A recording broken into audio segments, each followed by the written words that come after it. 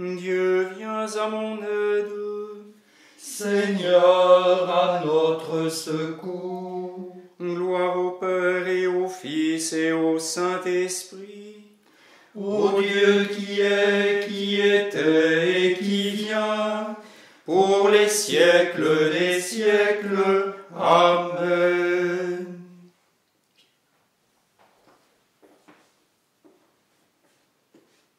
Veilleurs, tenez-vous en éveil, chantez à pleine voix, chantez.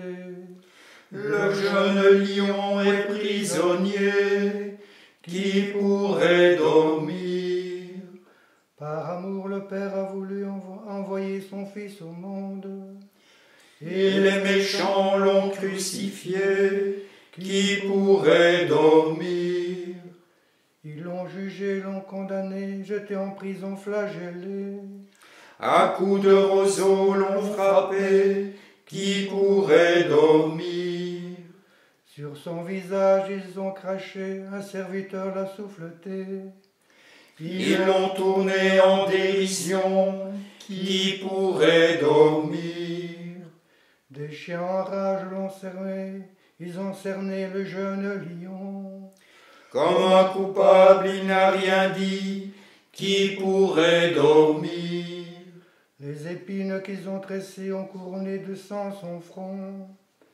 Ils l'ont injurié, bafoué, qui pourrait dormir? Ils ont fait descendre aux enfers le soleil de tous les soleils. La porte est sur lui verrouillée, qui pourrait dormir? Veilleurs, tenez-vous en éveil, chantez à pleine voix, chantez. Le jeune lion est prisonnier, qui pourrait dormir?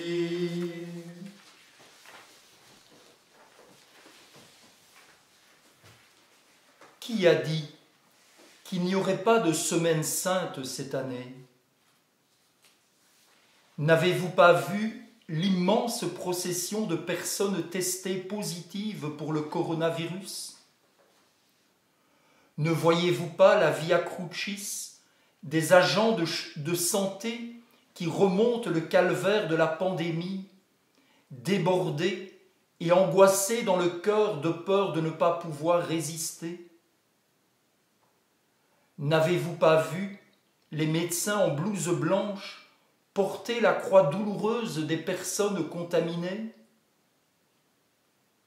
Ne voyez-vous pas autant de scientifiques transpirer l'eau et le sang comme à Gethsémani pour trouver un traitement ou un vaccin?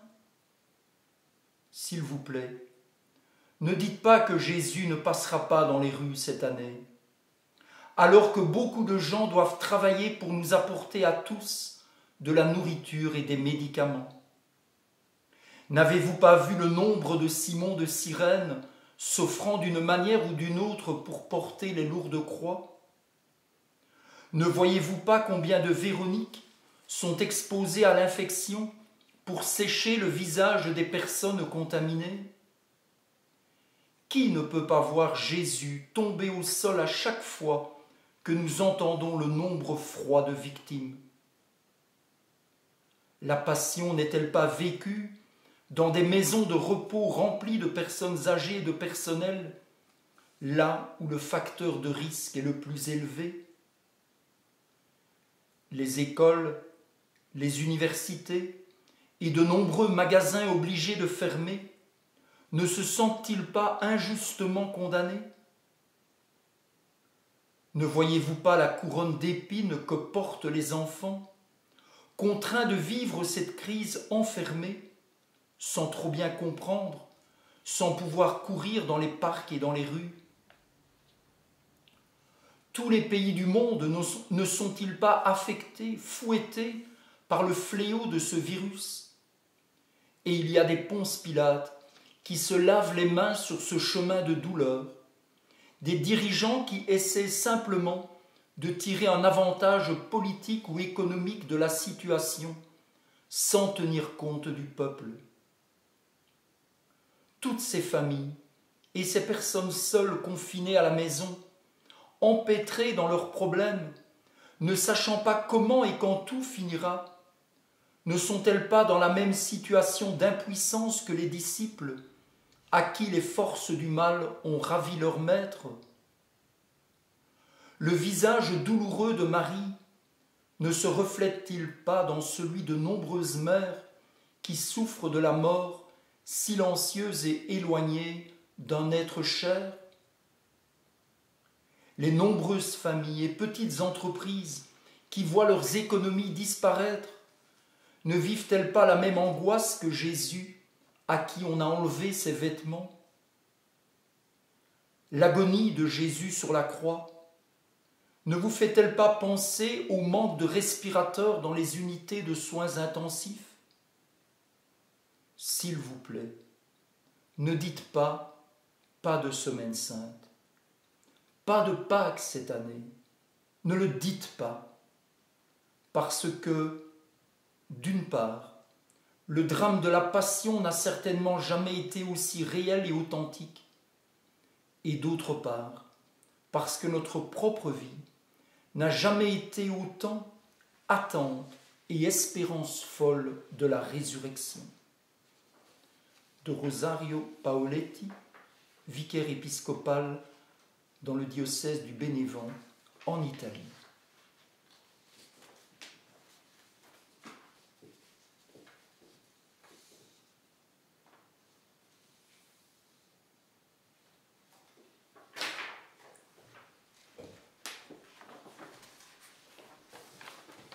Tu ne peux m'abandonner à la mort, ni laisser ton ami voir la corruption. Tu ne peux m'abandonner à la mort, ni laisser ton ami voir la corruption. Garde-moi, mon Dieu, j'ai fait de toi mon refuge. J'ai dit au Seigneur, tu es mon Dieu, je n'ai pas d'autre bonheur que toi. Toutes les idoles du pays, c'est Dieu que j'aimais, ne cessent d'étendre le ravage et l'on se rue à leur suite. Je n'irai pas leur offrir le sang des sacrifices, leur nom ne viendra pas sur mes lèvres. Seigneur, mon partage et ma coupe, de toi dépend mon sort. La part qui me revient fait mes délices, j'ai même le plus bel héritage. Je bénis le Seigneur qui me conseille, même la nuit mon cœur m'avertit. Je garde le Seigneur devant moi sans relâche, il est à ma droite, je suis inébranlable. Mon cœur exulte, mon âme est en fête, ma chair elle-même repose en confiance. Tu ne peux m'abandonner à la mort, ni laisser ton ami voir la corruption. Tu m'apprends le chemin de la vie, devant ta face débordement de joie. À ta droite éternité de délices, qu'il entre le roi de gloire.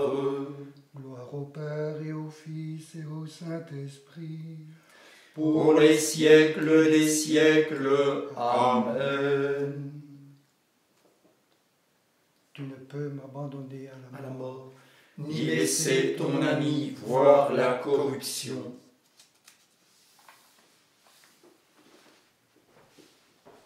Dieu a fixé de nouveau un jour, aujourd'hui.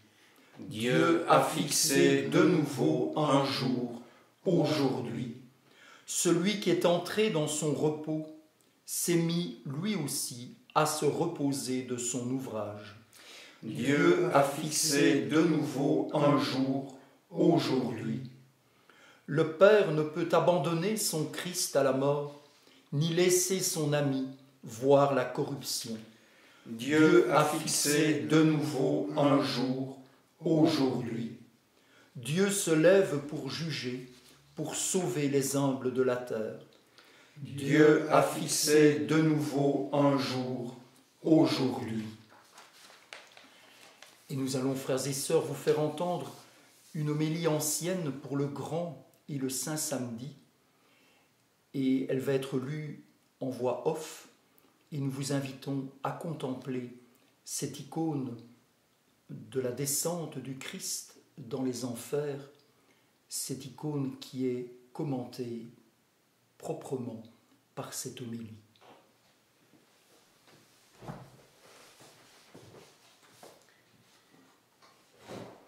Éveille-toi, ô toi qui dors.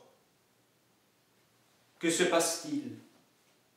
Aujourd'hui, grand silence sur la terre. Grand silence et ensuite solitude, parce que le roi sommeille.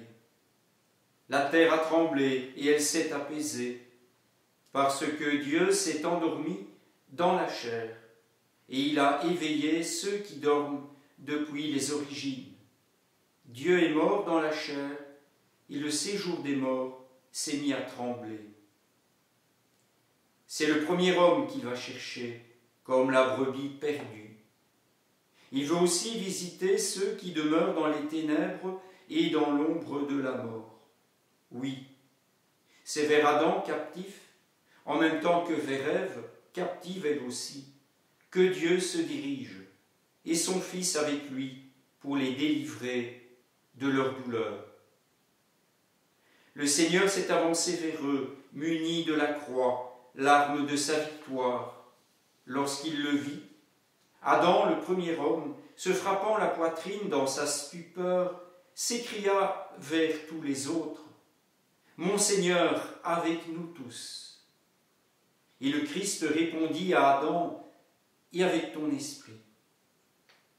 Il le prend par la main et le relève en disant, « Éveille-toi, ô toi qui dors, relève-toi d'entre les morts, et le Christ t'illuminera. » C'est moi ton Dieu, qui pour toi suis devenu ton Fils. C'est moi qui pour toi et pour tes descendants te parle maintenant, et qui par ma puissance ordonne à ceux qui sont dans les chaînes, sortez. À ceux qui sont dans les ténèbres, soyez illuminés. À ceux qui sont endormis, relevez-vous. Je te l'ordonne, éveille-toi, ô toi qui dors. Je ne t'ai pas créé pour que tu demeures captif du séjour des morts. Relève-toi d'entre les morts. Moi, je suis la vie des morts. Lève-toi, œuvre de mes mains. Lève-toi, mon semblable, qui a été créé à mon image. Éveille-toi, sortons d'ici, car tu es en moi, et moi en toi. Nous sommes une seule personne indivisible. C'est pour toi que moi, ton Dieu, je suis devenu ton Fils. C'est pour toi que moi, le Maître, j'ai pris ta forme d'esclave. C'est pour toi que moi, qui domine les cieux, je suis venu sur la terre et au-dessous de la terre. C'est pour toi, l'homme, que je suis devenu comme un homme abandonné, libre entre les morts. C'est pour toi, qui es sorti du jardin, que j'ai été livré aux Juifs dans un jardin et que j'ai été crucifié dans un jardin. Vois les crachats sur mon visage. C'est pour toi que je les ai subis, afin de te ramener à ton premier souffle de vie. Vois les soufflets sur mes joues. Je les ai subis pour rétablir ta forme défigurée, afin de la restaurer à mon image. Vois la flagellation sur mon dos, que j'ai subie pour éloigner le fardeau de tes péchés qui pesaient sur ton dos. Vois mes mains solidement clouées au bois, à cause de toi qui as péché, en tendant la main vers le bois. Je me suis endormi sur la croix, et la lance a pénétré dans mon côté, à cause de toi qui t'es endormi dans le paradis, et de ton côté tu as donné naissance à Ève. Mon côté a guéri la douleur de ton côté. Mon sommeil va te tirer du sommeil des enfers. Ma lance a arrêté la lance qui se tournait vers toi. Lève-toi, partons d'ici. L'ennemi t'a fait sortir de la terre du paradis. Moi, je ne t'installerai plus dans le paradis, mais sur un trône céleste. Je t'ai écarté de l'arbre symbolique de la vie, Mais voici que moi, qui suis la vie, je ne fais qu'un avec toi. J'ai posté les chérubins pour qu'ils te gardent comme un serviteur. Je fais maintenant que les chérubins t'adorent comme un Dieu.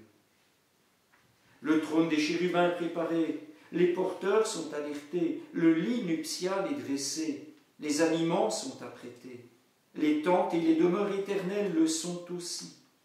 Les trésors du bonheur sont ouverts, et le royaume des cieux est près de toute éternité.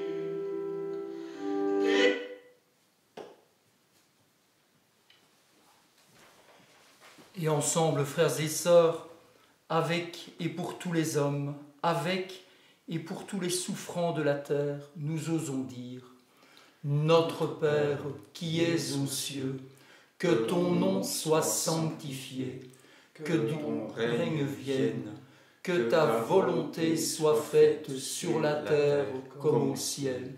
Donne-nous aujourd'hui notre pain de ce jour.